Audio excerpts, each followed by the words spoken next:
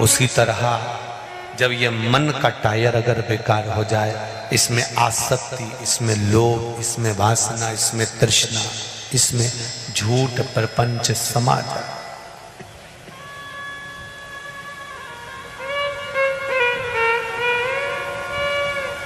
आसक्ति, लोभ, तृष्णा, वासना, कुटुंब, ये सब हमारे भीतर अगर समा जाए तो इस मन रूपी टायर को भी शिव महापुराण के पंडाल में ले जाकर बिठा दो तो ये टायर भी नया बनने का प्रयास कर ले, ये भी ठीक हो जाए।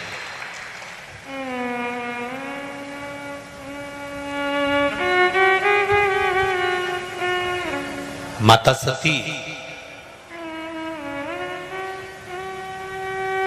दक्ष प्रजापति ने देवी की आराधना कर कर भगवान से निवेदन करा, मां जगतजननी से निवेदन करा कि मेरे घर में एक बेटी का और जन्म हो जाए।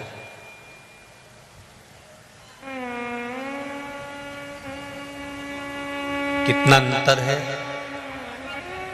बेटा जन्म लेता है तो ढोल नगाड़े बजते हैं, बेटा जन्म लेता है तो आतिशबाजी होती है, बेटा जन्म लेता है तो माताएं जब हॉस्पिटल से आती है ना तो डोलची हिलाती हिलाती आती है, मेरी बहू को छोरा हुआ, मेरी बहू को छोरा हुआ।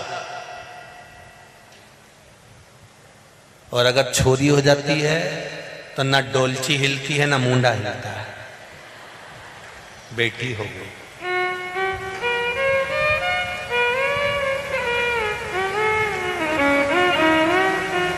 दक्ष प्रजापति ने माता भवानी की आराधना करी और आराधना कर कर वर क्या मांगा, शायद ही संसार का कोई व्यक्ति दक्ष प्रजापति जैसा वर मांगेगा।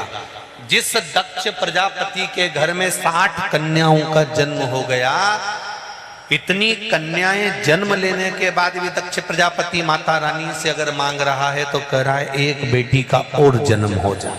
जिसके घर में 4 बेटी हो जाती है, 2 बेटी हो जाती है, 5 बेटी हो जाती है, 3 बेटी हो जाती है, जिनके घर में 2 बेटी का जन्म हो जाता है, वो ना जाने कितने कितने देवी देवताओं को धोख लगाते फिरते हैं कि छोरा हो जाए, छोरा हो जाए, छोरा हो जाए। पर दक्ष प्रजापति के घर में 60 कन्याओं का जन्म हो चुका था और 60 कन्याओं के जन्म के बाद भी भगवान से मांग रहे हैं तो कह रहे हैं मेरे घर में एक बेटी और हो जाए। तो दक्ष प्रजापति से पूछा कि बेटी क्यों मांग रहे हो, तो दक्ष प्रजापति कहते हैं बेटा एक कुल को तारता है और बेटी 2 कुल को तार देती है। 2 कुल को तारने वाली बेटियां होती हैं, वो 2 कुल को तार देती।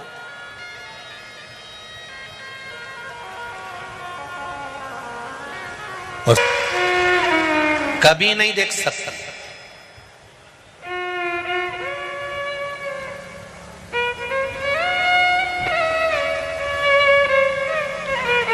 और मेरा बेटियों से हमेशा निवेदन रहा है, तुम्हारे माँ बाप ने तुम्हें पालने में, बड़ा करने में, तुम्हारी परवरिश में कोई कमी नहीं छोड़ी। तुमने कहा पापा इस कॉलेज में पढ़ूंगी, पढ़ बेटा। माँ बाप ने अपनी बेटी की परवरिश में कोई कमी नहीं छोड़ी। एक बार बेटे को पढ़ने में माँ बाप रोक देते हैं, बेटे को भेजने में रोक देते हैं, पर बेटी को पढ़ाने में, बढ़ाने में माँ बाप कभी नहीं रोकते। तो मेरा बेटियों से हमेशा निवेदन रहा है, जब तुम्हारे माँ बाप ने तुम्हारे लिए सारे रास्ते खोल कर रख दिए थे, तो गरुड़ पुराण कहती है कि 94 नरक एक पिता को भोगना पड़ते हैं। कब? जब उसके घर में बेटी का जन्म होता है और वो बेटी का कन्यादान नहीं कर पाता, तो बाप को 94 तरह का नरक भोगना पड़ता है।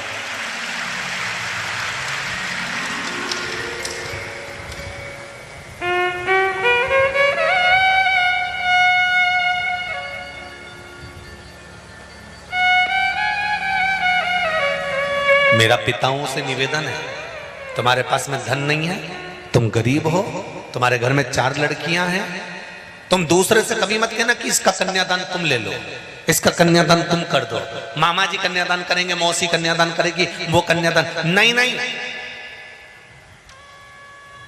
कितना गरीब से गरीब बाप हो तो भी बेटी का कन्यादान बाप को ही करना चाहिए, चाहे 5 बेटी 6 बेटी की।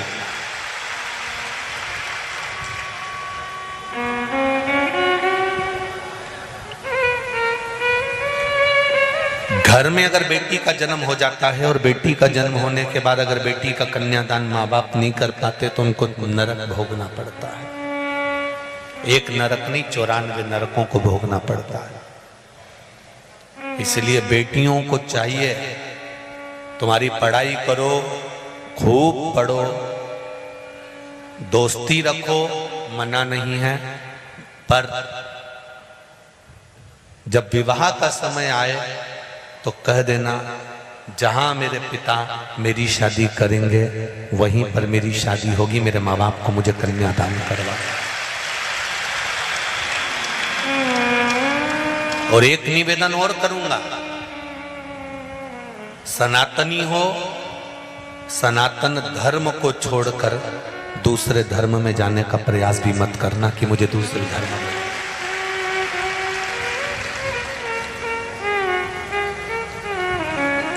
तुम में से कोई व्यक्ति ऐसा है जिसको झूठन खाने का पसंद आती हो? झूठन किसी को पसंद नहीं आता।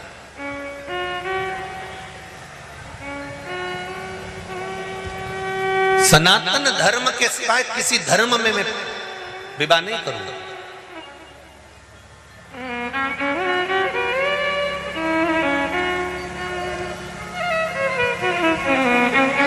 सनातन धर्म को छोड़कर मैं किसी दूसरे धर्म में नहीं जाऊंगा। हम क्यों जाएं? किस लिए हम प्रवेश करें?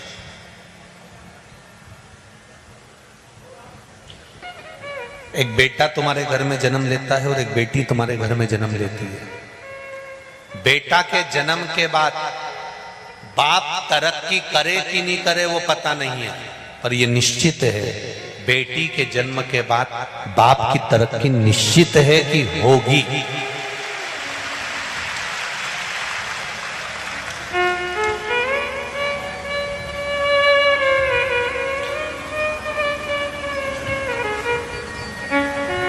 निश्चित। एक तेलुगु के एक मिनिस्टर से मिलना हुआ था हैदराबाद कथा के समय पर, तो उन्होंने पूछा, गुरुजी पहले मैं कुछ भी नहीं था, पर धीरे धीरे धीरे धीरे जब मेरा विवाह हो गया, विवाह होने के बाद मेरे घर में संतान हो गई, संतान होने के बाद में मैं उन्नति की सीढ़ी पर चढ़ता गया। तो हमने भी उनसे कहा, मिनिस्टर जी आप उन्नति की सीढ़ी पर चढ़े हो, परंतु ये निश्चित है कि तुम्हारे यहाँ संतान हुई होगी तो सबसे पहले बेटी हुई होगी। अगर बेटी हुई है तो बाप को उन्नति की सीढ़ी पर चढ़ा कर ले जाती है।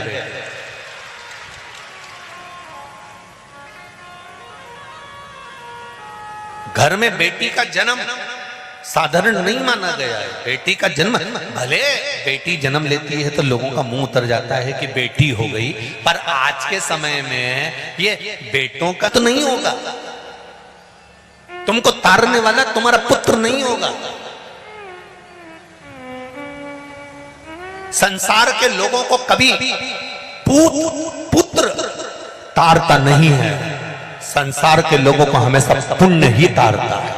उसके द्वारा किया गया पुण्य, सत्कर्म, भजन, कीर्तन, स्मरण, मंत्र जाप, जो दान करा, जो पुण्य करा, जो भजन करा, जो कीर्तन करा, ये हमको तारता है, पुत्र नहीं तारता।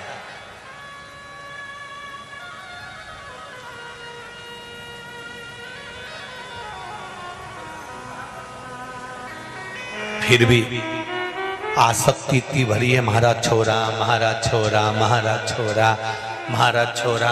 और जब प्राण छूटे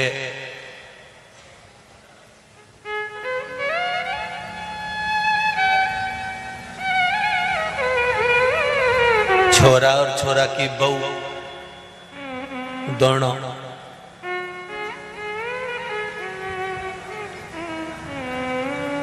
बहू बोली अम्मा मरी गई। हाँ,